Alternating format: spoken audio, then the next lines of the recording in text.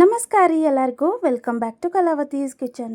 ಇವತ್ತಿನ ರೆಸಿಪಿ ಏನಪ್ಪಾ ಅಂದ್ರೆ ಉತ್ತರ ಕರ್ನಾಟಕ ಸ್ಪೆಷಲ್ ಮೆಕ್ಕಿಕಾಯಿ ಉಪ್ಪಿನಕಾಯಿ ಅಥವಾ ಸಂಡಿಗೆ ನೋಡ್ರಿ. ಇದ್ರ ರುಚಿ ಅಂತೂ ಎಕ್ದಮ್ ನಂಬರ್ 1 ಇರ್ತೈತೆ ನೋಡ್ರಿ. ಹಂಗಾದ್ರೆ ಮತ್ತೆ ಯಾಕೆ ತಡಾರಿ, ಇದನ್ನ ಮಾಡೋದು ಹೆಂಗಂತ ನೋಡ್ಕೊಂಡು ಬರೋಣ ಬರ್ರಿ. ಈಗ ನೀವು ಇಲ್ಲಿ ನೋಡಾತಿರಲ್ರಿ, ಈ ಒಂದು ಮೆಕ್ಕಿಕಾಯಿನ ಸ್ಪೆಷಲ್ ಆಗಿ ಉಪ್ಪಿನಕಾಯಿ ಅಂತನ ಬಳಸ್ತಾರೆ ನೋಡ್ರಿ. ಮತ್ತು ಇನ್ನೊಂದು ಥರ ಮೆಕ್ಕಿಕಾಯಿ ಸಿಗ್ತಾವಲ್ರಿ, ಅದನ್ನ ಪಲ್ಯ ಮಾಡಾಕ ಚಟ್ನಿ ಮಾಡಾಕ ಯೂಸ್ ಮಾಡ್ತಾರೆ ನೋಡ್ರಿ.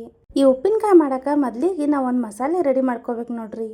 ಅದಕ್ಕೆ ನಾವಿಲ್ಲಿ ಒಂದು ಮಿಕ್ಸರ್ ಜಾರ್ ತೊಗೊಂಡಿವ್ರಿ. ಅದಕ್ಕೆ ಒಂದು ಅರ್ಧ ಟೀ ಸ್ಪೂನ್ ಅಷ್ಟು ಜೀರಿಗೆ ಹಾಕೊಂಡಿವ್ರಿ ಮತ್ತು ಅರ್ಧ ಟೀ ಸ್ಪೂನ್ ಅಷ್ಟು ಉಪ್ಪು ಹಾಕೊಂಡಿವ್ರಿ. ಅದ್ರ ಜೊತೆಗಿನ ಒಂದು ಅರ್ಧ ಟೀ ಸ್ಪೂನ್ ಅಷ್ಟು ಅರಿಶಿನ ಪುಡಿನೂ ಹಾಕೊಂಡಿವ್ರಿ. ಇದನ್ನ ಈಗ ಸ್ವಲ್ಪ ಪುಡಿ ಮಾಡ್ಕೋಬೇಕು ನೋಡ್ರಿ. ಇದೇನು ಫೈನ್ ಪೌಡ್ರ್ ಆಗ್ಬೇಕಂತ ಏನಿಲ್ರಿ, ಅವಳ ಜವಳ ಆದ್ರೆ ನಡಿತೈತ್ರಿ. ಅಂದ್ರೆ ಸ್ವಲ್ಪ ಜೀರಿಗೆ ಉಳಿದ್ರೂ ನಡಿತೈತ್ರಿ. ಈಗ ನೋಡ್ರಿ ರುಬ್ಕೊಂಬಂದೀವಿ, ಈ ಮಸಾಲ ರೆಡಿ ಆಗೈತ್ರಿ. ಈಗ ಸಿಂಪಲ್ ಆಗಿರುವಂಥ ಈ ಮಸಾಲೆ ರೆಡಿ ನೋಡ್ರಿ. ನಾವು ನಿಮ್ಗೆ ಆಗಲೇ ತೋರಿಸಿದ್ವಲ್ರಿ ಮೆಕ್ಕಿಕಾಯಿ, ಅದನ್ನೆಲ್ಲ ಹಿಂಗೆ ಸಣ್ಣಕ್ಕೆ ಹೆಚ್ಕೊಂಡೀವಿ ನೋಡ್ರಿ. ಒಂದು ಮೆಕ್ಕಿಕಾಯಿ ಒಳಗೆ 2 ಹೋಳು ಮಾಡ್ಕೊಂಡ್ರೆ ಸಾಕಾಗತ್ರಿ. ಅಂದ್ರೆ 2 ಭಾಗ ಮಾಡ್ಕೊಂಡ್ರೆ ಸಾಕಾಗ್ತೈತ್ರಿ. ಭಾಳ ಸಣ್ಣಕ್ಕೆ ಕಟ್ ಮಾಡ್ಕೋಬೇಡ್ರಿ, ಯಾಕಂದ್ರೆ ಇದನ್ನು ಬಿಸಿಲಾಗ ಒಣಸೋದ್ರಿಂದ ಭಾಳ ಅಂದ್ರೆ ಭಾಳ ಸಣ್ಣ ಆಗ್ತಾವ್ರಿ. ಈಗ ಇದಕ್ಕೆ ನಾವು ಆಗಲೇ ರುಬ್ಕೊಂಡಿದ್ವಲ್ರಿ ಪುಡಿ, ಮಸಾಲೆ ಪುಡಿ, ಅದನ್ನೆಲ್ಲನೂ ಹಾಕೊಂಡಿವ್ರಿ. ಈ ಮೆಕ್ಕಿಕಾಯಿ ಉಪ್ಪಿನಕಾಯಿ ಸಿಂಪಲ್ ನೋಡ್ರಿ, ಮಸಾಲನೂ ಸಿಂಪಲ್ ರೀ, ಮತ್ತು ಮಾಡೋದು ಭಾಳ ಅಂದ್ರೆ ಭಾಳ ಈಸಿ ನೋಡ್ರಿ. ಈಗ ನೋಡ್ರಿ ಈ ಮೆಕ್ಕಿಕಾಯಿಗೆ ನಾವು ಈ ಮಸಾಲೆ ಹಾಕೊಂಡ್ಮೇಲೆ ಒಂದು ಸಲ ಇದನ್ನು ಚಲೋ ತಂಗಿ ಹಿಂಗೆ ಕೈಯಿಂದ ಮಿಕ್ಸ್ ಮಾಡ್ಕೋಬೇಕು ನೋಡ್ರಿ. ಚಮಚೆಯಿಂದ ಅದು ಮಿಕ್ಸ್ ಮಾಡ್ಕೊಳಕ್ಕೆ ಹೋಗ್ಬೇಡ್ರಿ, ಹಿಂಗೆ ಕೈಯಿಂದ ಮಿಕ್ಸ್ ಮಾಡ್ಕೊರಿ. ಯಾಕಂದ್ರೆ ಕೈಯಿಂದ ಹಿಂಗೆ ಚಲೋ ತಂಗಿ ಮಿಕ್ಸ್ ಮಾಡ್ಕೊಂಡಿವಪ್ಪ ಅಂತಂದ್ರೆ ಹಾಕಿರುವಂಥ ಮಸಾಲೆ ಎಲ್ಲನೂ ಚಲೋ ತಂಗಿ ಹಿಡ್ಕೊತೈತ್ರಿ.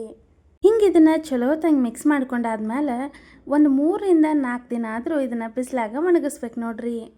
ಇವನ್ನ ಒಣಗಿಸುವಾಗ ಸ್ವಲ್ಪ ದೊಡ್ಡ ಪರಾತ ಅಥವಾ ದೊಡ್ಡ ತಾಟ್ ಇರ್ತಾವಲ್ರಿ, ಅದ್ರೊಳಗೆ ಹಾಕಿ ಒಣಗಿಸ್ರಿ. ಹಿಂಗೆ ಸ್ವಲ್ಪ ಬಿಡಿ ಬಿಡಿಯಾಗಿ ಒಣಗಿಸೋದ್ರಿಂದ ಏನಾಕೈತೆ ಅಂತಂದ್ರೆ ಜಲ್ದಿ ಒಣಗ್ತಾವ್ರಿ. ಆಗಲೇ ಹೇಳ್ದಂಗೆ ನೀವು ಬೇಕಾದ್ರೆ ಇದಕ್ಕೆ ಡ್ರೈ ಉಪ್ಪಿನಕಾಯಿ ಆದರೂ ಅನ್ಬೋದ್ರಿ, ಇಲ್ಲ ಅಂದ್ರೆ ಇದಕ್ಕೆ ಮೆಕ್ಕಿಕಾಯಿ ಸಂಡಿಗೆ ಆದರೂ ಅನ್ಬೋದು ನೋಡ್ರಿ. ಈಗ ನೋಡ್ರಿ ಒಂದು 3ರಿಂದ 4 ದಿನ ನಾವು ಬಿಸಿಲಾಗ ಒಣಗಿಸಿವ್ರಿ. ಒಣಗಿಸಿದ್ಮೇಲೆ ಹಿಂಗೆ ಆಗ್ತಾವೆ ನೋಡ್ರಿ.